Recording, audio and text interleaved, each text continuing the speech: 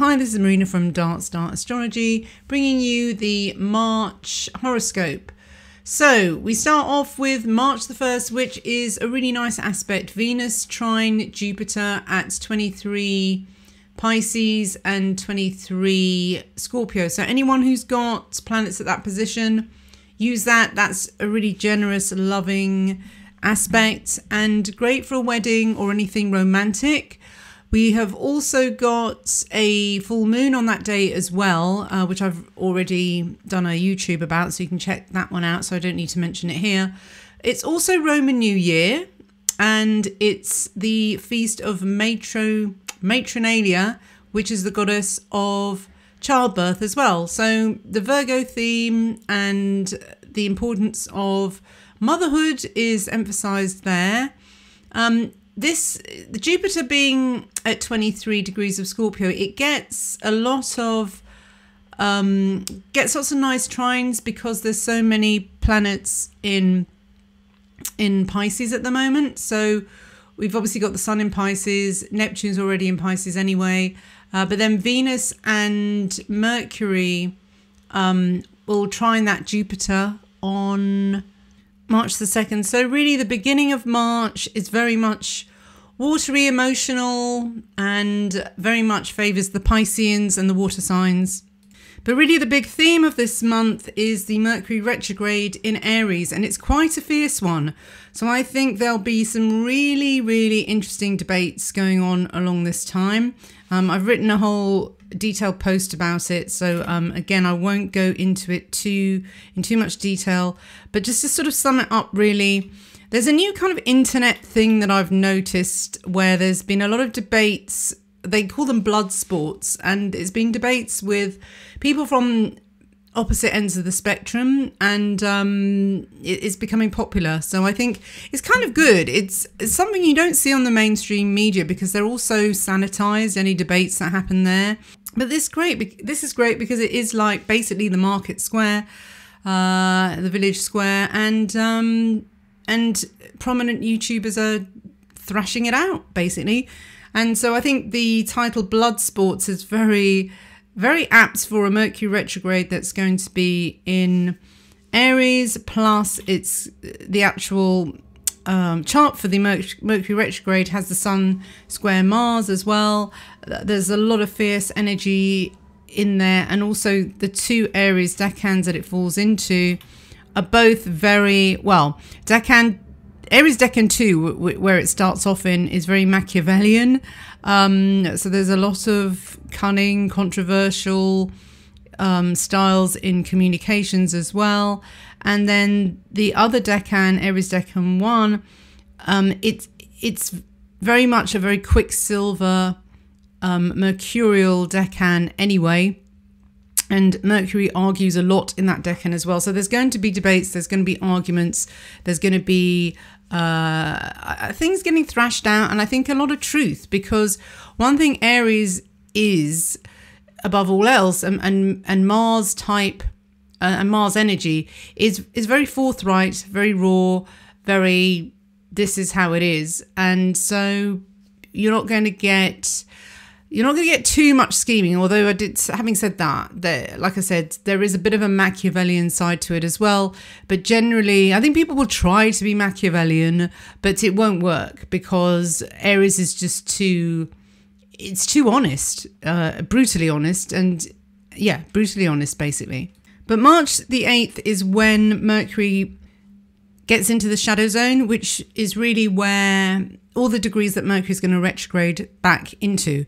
So you'll already start to feel a bit of its energy on March the 8th, but it actually goes retrograde proper on March the 22nd, and then it goes direct on April the 15th. So come to Darkstar, read the Mercury retrograde article for more details. Now, the next thing really of excitement that happens in March is the build-up of a learning triangle, and it starts off on March the 13th when there's the square between Venus and Saturn. And it's interesting as well because true Lilith will be conjunct Saturn at the same time, which is going to bring up a lot of I would say, difficult love affairs, ones that are probably not so healthy, ones that are avoiding commitment, ones where one side of the partnership thinks it's a long-term thing, whereas the other one's just basically playing around. So be careful with that one. The Saturn person, because this is Saturn in Capricorn, is probably going to be the most honorable, I guess. But with Lilith being there, they will sense that something's up anyway. And I would say the fly-by-night person is probably going to be the Aries Venus and the Aries Mercury. And they're both around between 8 and 11 degrees Aries. So if you're if you're having a fling with an Aries with those kind of degrees, just be careful. That's all. And they're probably going to find you that you're cramping their style almost as well, because you're playing the Saturn for them and you're wanting them to commit. But it goes on to form a learning triangle. Yeah, and that learning triangle starts around the Mercury retrograde. So it's, definitely when somebody's going to take things the wrong way, read things the wrong way, and be saying to the other, but you said that we were, you promised me a future, basically, and then it's just doesn't materialize. So it's a disappointment. It's a letdown. So yeah, the lesson is going to be learnt really by those in the early first decans of the cardinal signs. So decan 1 Capricorn, decan 1 Aries, decan 1 Cancer as well, and Libra, because they make a square to this too. Now the adjustment has to be made. It's always Ceres. Ceres has been very involved with a lot of things because it's been in Leo for a long time, and it's almost like it's acting like an outer planet, because when a planet goes retrograde or is very slow in a sign, it sort of matures. It doesn't just dash through these degrees. It acts more intensely. So Ceres is playing a big part at the moment in a lot of aspect patterns, and it's playing various roles. On the one hand, it can be the very naive Persephone who believes everything that somebody tells them, or it can be, the Persephone who's learned her lesson, who is hurt very badly because she sees the truth suddenly, and it's not pleasant, and she feels like she's just been really taken the piss out of, basically. So this is what's playing into this learning triangle, and it's a lesson that a lot of people are learning, and it's a hard lesson to learn. The resolution in this learning triangle is the trine between the Sun and Ceres. And this is the weird thing about Sun trine Ceres, because it should be a very happy, gorgeous, lush aspect. And it is. It's just that it can so easily fall into, well, gluttony, because it's about really gorging on the sweet, ripe fruit of Mother Earth. And then there's that tendency of sliding into complacency and decadence, which can then bring into effect nature's cruel way of balancing the books, which is Pluto. So he is, he's the weed killer. So it can be a little bit too much of a good thing. And maybe this is the lesson that is learnt with the harshness of the Sun square Mars with this learning triangle. I mean, really, the trine is supposed to be the resolution of the learning triangle, but in a way, it's almost like it could be the opposite, that the useful aspect in this learning triangle isn't so much the trine, but the Sun square Mars, that it's kind of reality. It's very much like giving up sugar, really. If you've been eating a lot of sweet things, then when you suddenly stop having the sugar, everything just seems tasteless. But then when you've given up and then you have some fruit, it's like, oh wow, this mango tastes amazing. It tastes like a really rich chocolate cake. So I think that's what the Mars square the Sun does in this learning triangle. Now, I missed a couple of feast days, so let's go back. March the 15th is talking about indulgences, is the Roman feast of Bacchanalia. Now, these were part of a mystery religion, so we don't really know what went on there. And there are lots of lurid reports of, orgies and, rapes and what have you going on with these things. But nowadays, we still really do it. We still have the drunken revelry. So March the 15th, it's coming up to the spring equinox. We're all feeling a bit frisky, I guess. So it's positioning in the middle of March. It kind of makes sense, really. Now, 2 days later, there was another feast day. They have so many. And this one was called Liberalia. And it's kind of a similar feel, really. Sacrifices, processions, ribald and gauche songs and masks were hung on trees. And it was also celebrating the maturation of young boys into manhood. So, so Roman boys, usually at the age 15 or 16, would remove the bulla praetexa, which is a hollow charm of gold or leather, which parents placed around the necks of their children to ward off evil spirits. At the Liberalia ceremony, the young men might place the bulla on an altar with a lock of hair or the stubble of his first shave placed inside and dedicate it to the Lars, who were the gods of the household. And mothers often retrieved the discarded bulla praetexa and kept it out of superstition. If the son ever achieved a public triumph, the mother could display the bulla to ward off any evil that might be wished upon the son by envious people. Interesting. So yeah, the god that they worshipped actually was Liber Pater, who was an ancient god of fertility and wine. So he's like Bacchus, really, and Dionysus, the Greek god Dionysus. He was a vegetation god responsible for protecting seed. And the ceremony, the Festa, was basically a rustic ceremony. The processional featured a large phallus, which the devotees carried through the countryside to bring the blessing of fertility to the land and the people. The procession and the phallus were meant to protect the crops from evil. At the end of the procession, a virtuous and respected matron placed a wreath upon the phallus. So, yeah, crowning the phallus. So I like delving into these Roman customs because I do think there's still remnants of them. You find them in stag nights and things like that. So they all, I think you probably could find them in various, if you go to like certain towns in Europe, they'll probably have some kind of harvest festival that's kind of similar or has similar themes in it.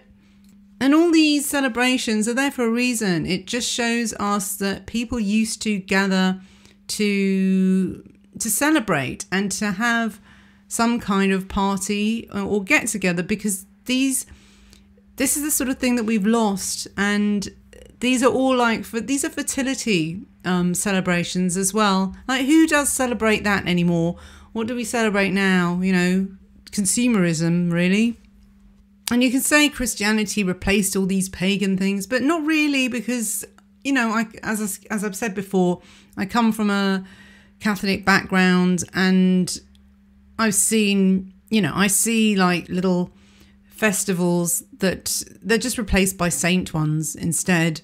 Maybe so they're less there's less dancing around a phallus or something like that. But it's a kind of similar thing when you think about it. There's these statues, and they are quite phallic. I mean, when you follow these, they're like tall, pointed statues with a crown on them. So what's that? It's probably just a more innocent looking phallic object. And somebody has drawn, when you look at the Madonna as well, it does actually look like a lady's part. I think some degenerate artist has made that connection. But when you have a look, it is quite uncanny, but I won't go into it here.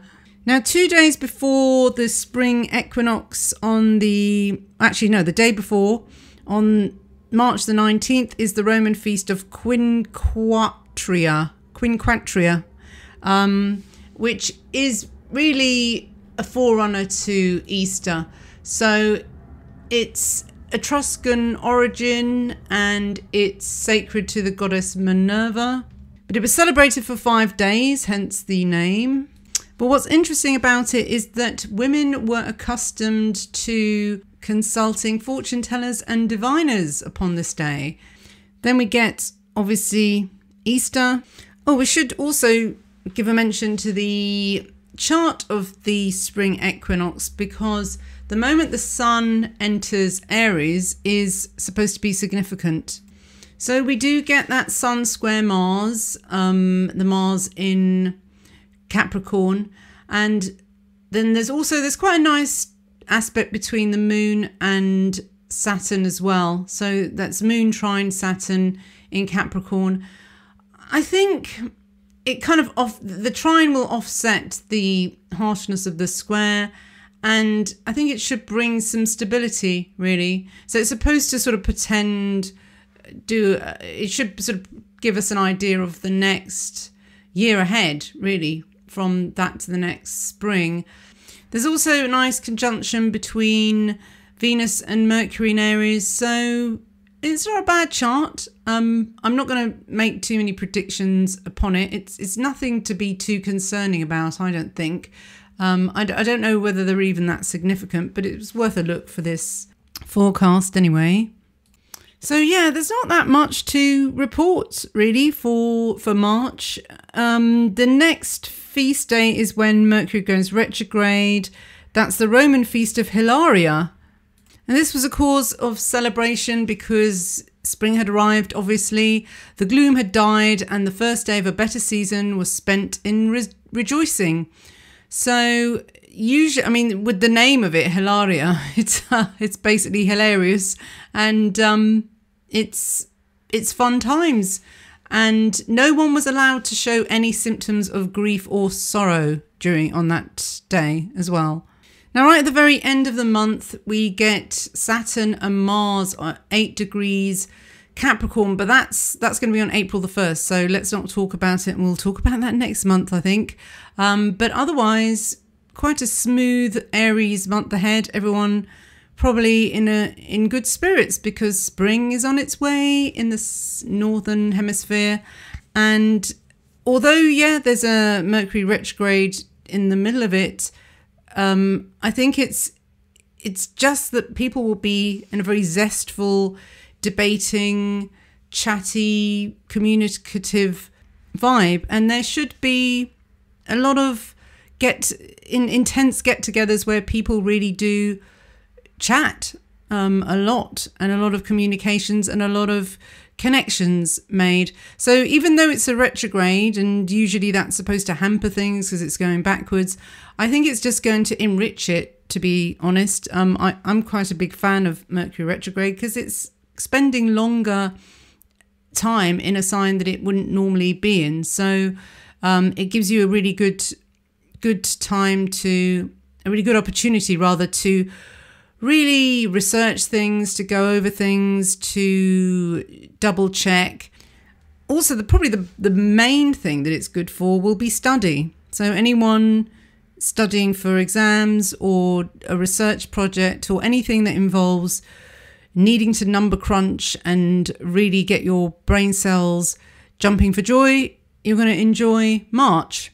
Now, if you want to know how the month will affect you personally, I've got the monthly horoscopes for both March and April, because the Mercury retrograde goes from March to April as well. So you can see that for your sign. Come to Darkstar Astrology to check that out. And have a great spring equinox when it comes. All the best then. Bye-bye.